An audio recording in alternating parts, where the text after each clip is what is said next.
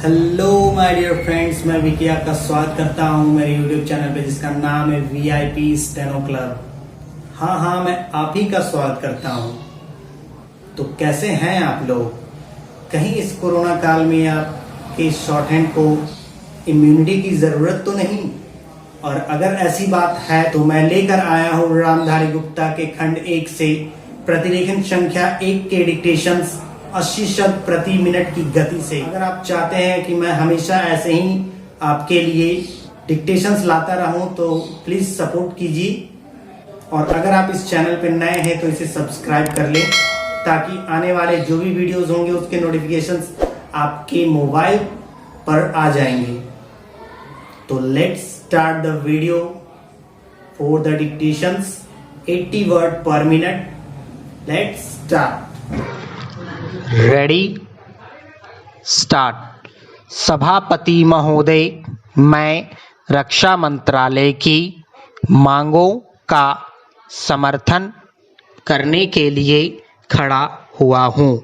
वर्तमान घटनाओं से पता चलता है कि संसार का हर देश अपनी सुरक्षा के बारे में चिंतित है और उसके लिए हर प्रयत्न कर रहा है।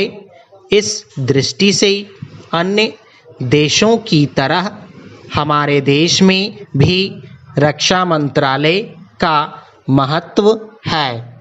मुझे इस बात की खुशी है कि जहां अन्य मंत्रालयों की उनके पिछले साल के कामों के बारे में काफ़ी आलोचना हुई है, वहाँ इस मंत्रालय की कम आलोचना हुई है। इससे पता चलता है कि इस मंत्रालय ने पिछले साल अच्छा काम किया है। मोटे तौर पर किसी भी देश की सुरक्षा नीति का लक्ष्य यह होता है कि दूसरे देशों, खास तौर से पड़ोसी देशों के साथ मित्रता के संबंध स्थापित हों और हम एक दूसरे के मामलों में हस्तक्षेप न करें। लेकिन उसके साथ यह भी जरूरी होता है कि हम अपने देश की सीमाओं और अखंडता की रक्षा करें।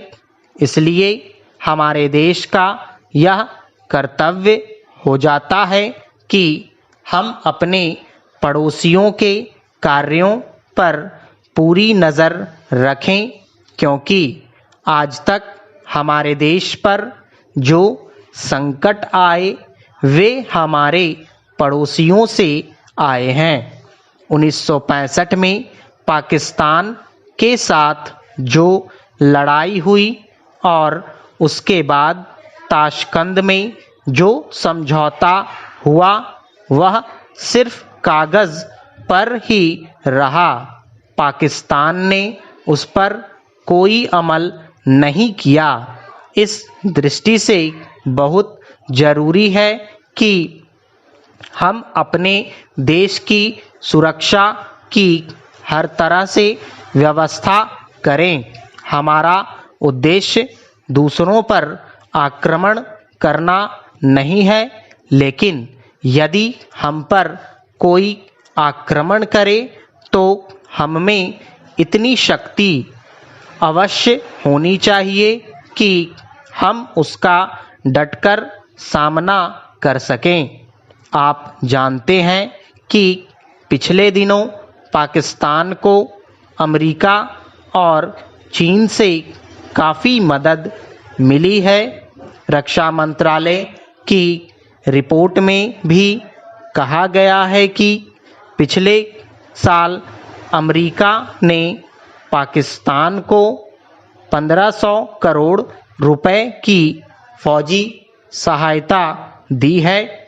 आज जहां हम फौजी सामान के लिए अपने कारखानों की मदद से अपनी शक्ति बढ़ाने का प्रयत्न कर रहे हैं, वहाँ पाकिस्तान संसार के देशों से फौजी सामान खरीद रहा है। अपनी नीति के कारण वह सब देशों से लाभ उठा रहा है।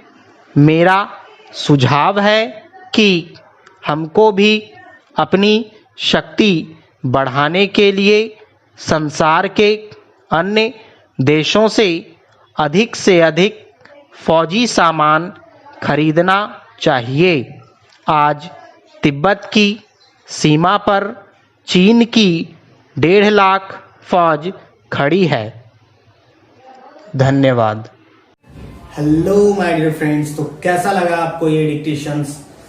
आई होप कि ये डिक्टेशन आपके स्पीड को ग्रो करने में आपकी काफी हेल्पफुल होंगे। तो प्लीज इसे लाइक, शेयर, कमेंट जरूर करें, ज्यादा से ज्यादा लोगों तक इसे पहुंचाएं। तो मैं आपसे बस इतना ही कहना चाहूंगा कि मेरे चैनल को सब्सक्राइब कर लें। धन्यवाद।